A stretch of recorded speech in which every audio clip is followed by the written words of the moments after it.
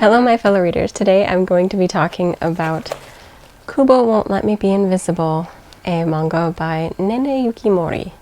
I'll say right off the bat, I did not expect to like this. Like, I thought it'd be, I don't know, one of those kind of, I don't know how to describe it, but you know those like a shonen series where it's like just all of these people fawning over the main character, and this may be how it turns out.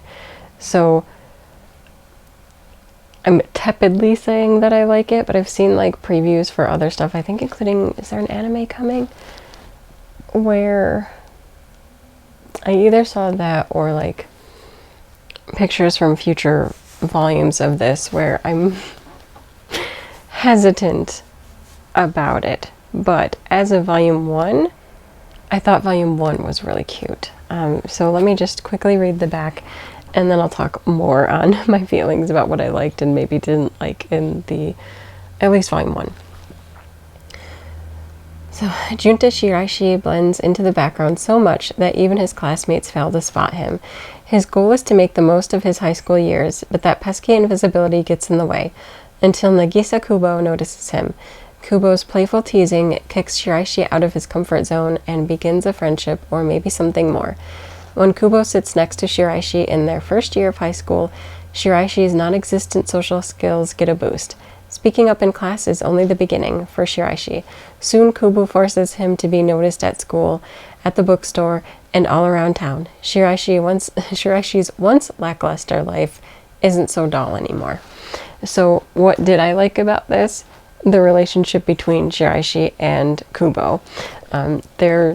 It's just really sweet how she noticed him even when the world perceived him as invisible. She never did. She always noticed him there, and that whole like reaching out to him and trying to get that development of his character is really enjoyable. I like that a lot. And there's just different, vignettes obviously of them interacting and her trying to push him out there and get him normally noticed, not like, a whole makeover of him so that he's like stand out, amazing.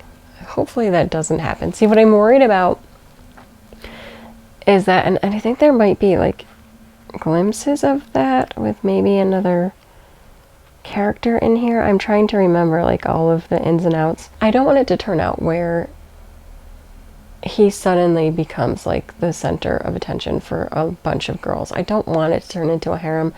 I'm worried that it is because it's so popular in a lot of like shonen. It's also popular in shoujo. Like I'm not saying that at all. Like, hello otome games. It's definitely a thing, but it's kind of,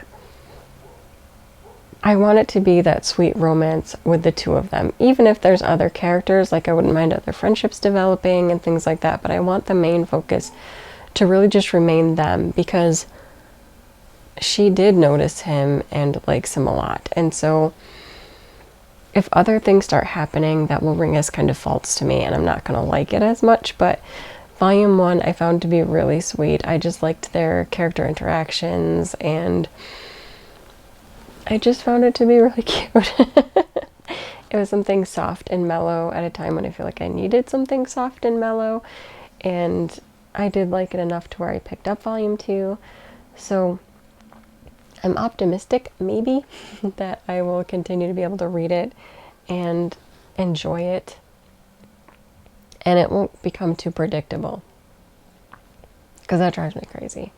Like, not predictable in the sense that, like, there's a certain predictability that I'd be fine with, like if it becomes about just their relationship and their interactions, there's predictability there. But I mean the genre itself predictable, where suddenly like character B is noticing him and starts to encroach on their relationship, and then character C comes along and they also notice, and I don't know, like I may continue reading if that is the case, as long as the relationship between him and Kubo remains strong and the center focus, I might be able to do it. But if it becomes too like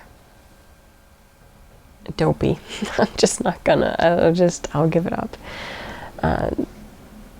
I mean, there are things that sometimes I continue to read even if I don't super love them. I'm thinking about Love and Heart. I don't know why I keep reading that, because I don't like it.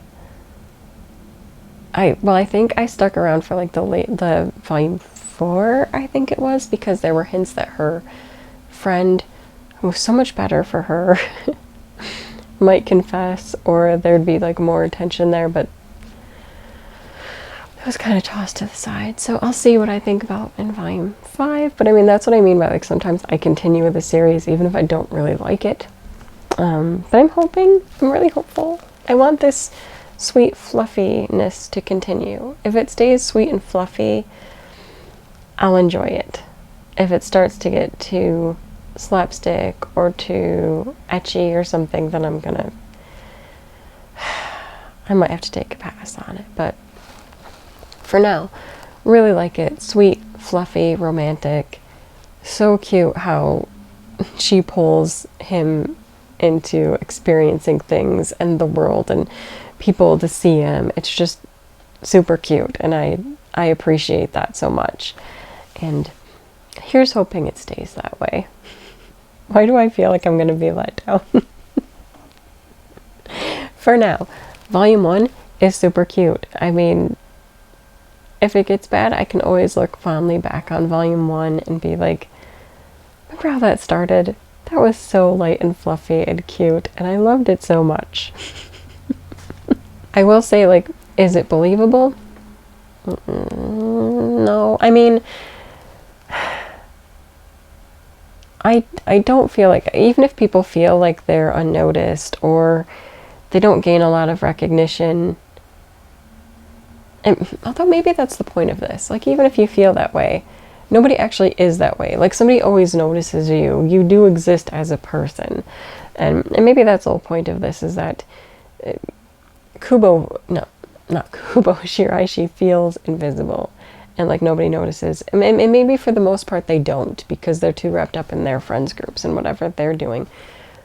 But Kubo notices him, because there is literally always somebody that will notice you, one way or another. Like, I'm sure Shiraishi's family doesn't feel he's invisible. We haven't seen his family. Does he have a family? I don't think we saw his family.